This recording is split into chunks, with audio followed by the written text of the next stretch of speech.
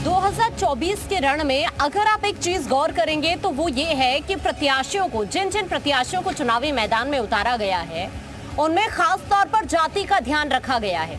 यानी काम और ज्ञान से ज्यादा अगर कुछ जरूरी था तो वो था जाति। यानी जाति काफी अहमियत रखी है जाति ने इस बार के लोकसभा चुनाव में।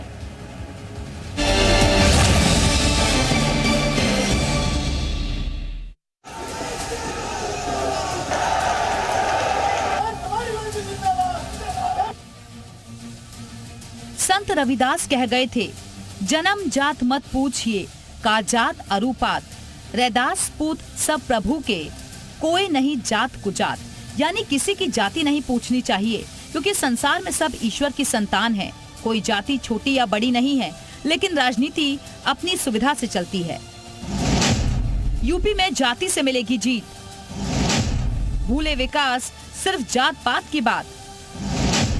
2024 में धर्म जाति के नाम पर वोट। वैसे तो ये कहा जाता है कि विकास के नाम पर ही वोट मिलते हैं, लेकिन लगता है कि राजनीतिक दलों को विकास नहीं बल्कि जाति ही जीत की गारंटी लग रही है।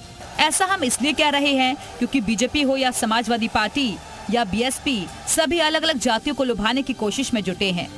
तीसरे चरण के लिए आज वोटिंग खत्म हो गई है, लेकिन अब के चुनाव जाति और धर्म के इर्द गिर्द ही घूमती दिख रही है।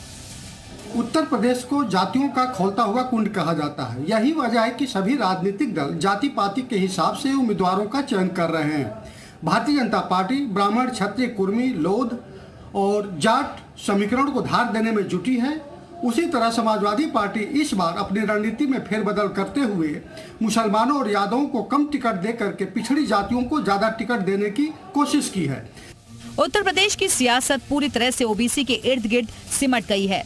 पिछड़ा वर्ग में सबसे बड़ी आबादी यादव वोटर है, जिसके दम पर मुलायम सिंह यादव 3 बार और उनके बेटे अखिलेश यादव 1 बार सीएम बने।